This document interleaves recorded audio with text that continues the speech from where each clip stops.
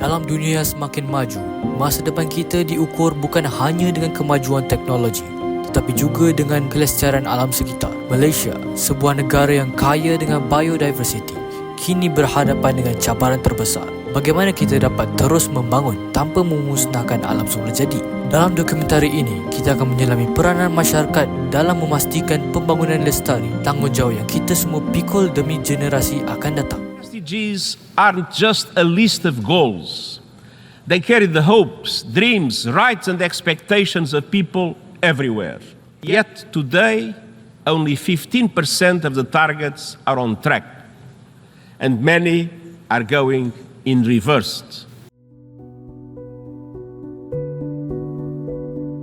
Literatur yang kami kaji menekankan kepentingan tanggungjawab sosial korporat dalam membina masa depan yang mampan. Di Malaysia, CSR bukan sekadar inisiatif kebajikan tetapi menjadi strategi utama untuk mengurangkan kesan negatif terhadap alam sekitar sambil menyumbang kepada kesejahteraan sosial. Menurut buku Social Responsibility and Sustainability, perusahaan di seluruh dunia mula menyedari bahawa hanya dengan menyepadukan keseimbangan sosial, ekonomi dan alam sekitar, kita dapat memastikan pembangunan yang benar-benar mampan.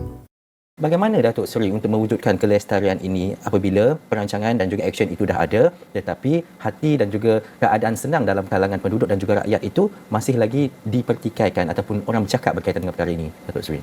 Dalam UN Habitat, kita menitik beratkan people process. Apabila kita nak melaksanakan sesuatu polisi, sebelum kita menggubal sesuatu polisi, mestilah melalui people process. Kita perlu menyediakan polisi yang orang ramai mahukan untuk memperbaiki, mempertingkatkan kualiti.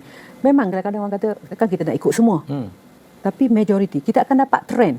Dekat akan bila kita berbual ataupun berbincang, engage dengan komuniti ini, kita akan nampak trend tu. Di merata tempat yang saya telah pergi, isu dia adalah sama.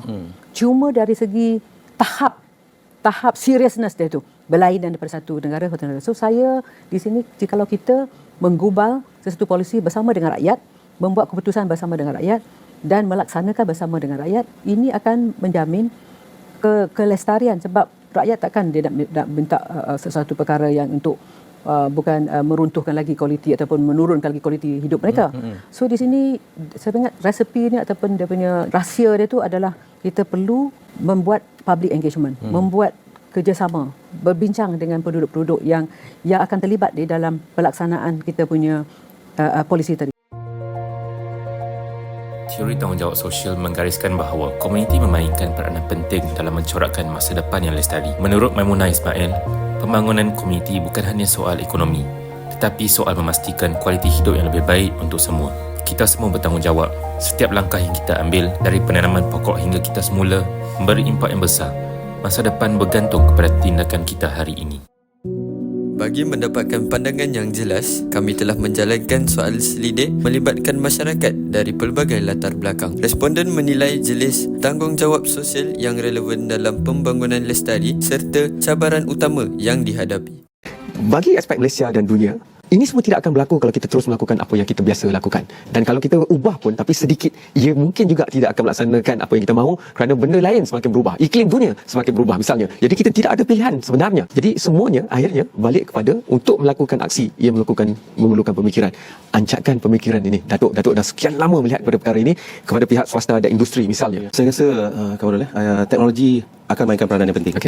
Teknologi bukan sahaja penyelesaian kepada masalah-masalah yang dihadapi berkenaan dengan pelestarian bangunan. Melihat pada STEM ataupun sains, teknologi, kejuruteraan dan matematik, seolah-olah macam orang muda kita dah makin tak berminat dan kita akan hadapi masalah. Ya, untuk lonjakan minda ni yang pertama sekali pendidikan amat penting, terutama ni di golongan belia.